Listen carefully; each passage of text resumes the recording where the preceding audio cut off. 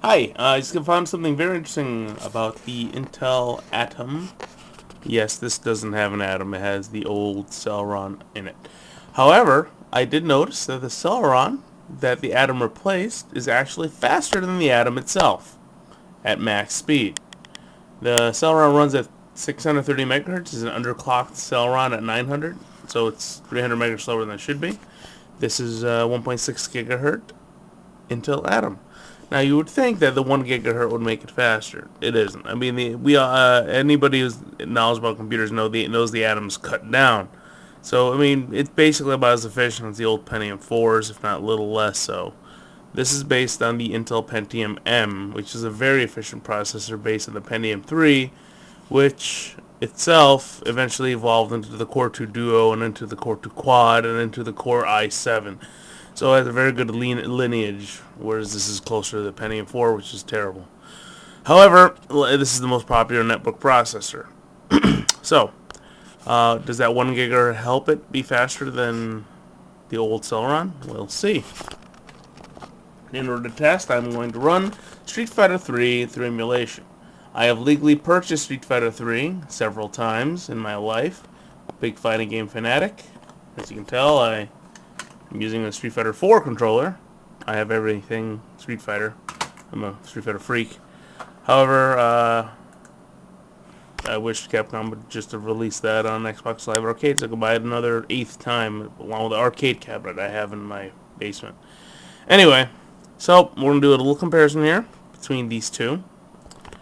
So I'm going to launch Street Fighter eventually. Let's see what this goes over here. Of course not. It needs to be double clicked. Okay.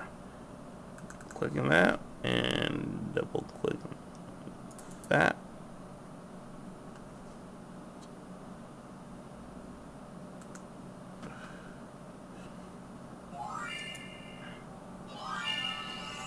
Oh, there we go. Alright, about the same, right?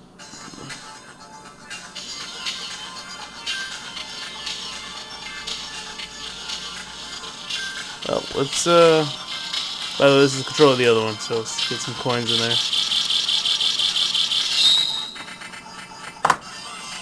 Send it over here.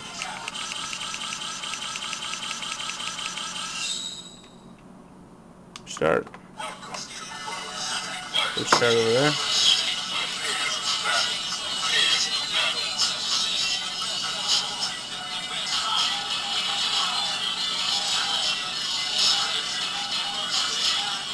I hate this freaking grid. Alright, let's try it over here. Alright. Down for a moment.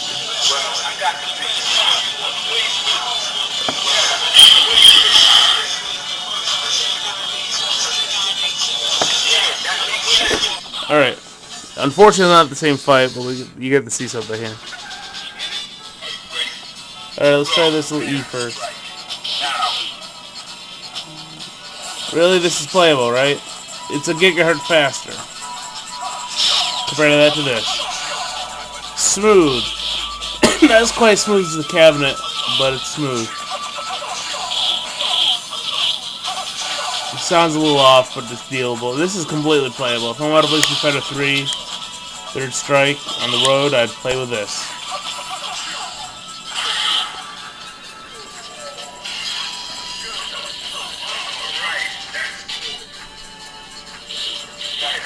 God damn it, Yang, you suck. I should have been dead right now. See, choppy. So, it's odd. I think from my observation, the Celeron is actually faster than the Atom. It's a shame that they stopped using the Celeron. I mean, you could see why the Celeron's work's probably more expensive to produce. It's basically a cut-down Core 2 Duo, basically. So it's not exactly cost-effective to continue making it. However, in some people's perspective, it's kind of a rip-off considering the older processor is faster than the newer one. It's not like it's the first time we dealt with that. The Pentium 4 was slower than the Pentium 3, and everyone knows that now. It's just a shame. It's just people were stupid back then. I mean, it's not like you have a choice. AMD has some nice processors coming up. The AMD Athlon Neo, which is a lot better than the Atom, a lot better. So if you're gonna get a netbook, get one with the AMD Neo. And this is coming from an Intel, man. I mean, I have a freaking Core 2 quad at 3.6 gigahertz in this thing. So I'm not a fanboy of AMD. It's honestly a better processor than this, because it's just an Athlon 64, and that's a respectable processor. Anyway, so yep, that's the odd little thing I found, that the Celeron is actually faster. It's funny because I upgraded from this to this, and then when this got slow, not that it was slow, it was just the keyboard is cramped, so I upgraded to a real laptop, my Acer over there, and that's about it. That was a huge coincidence.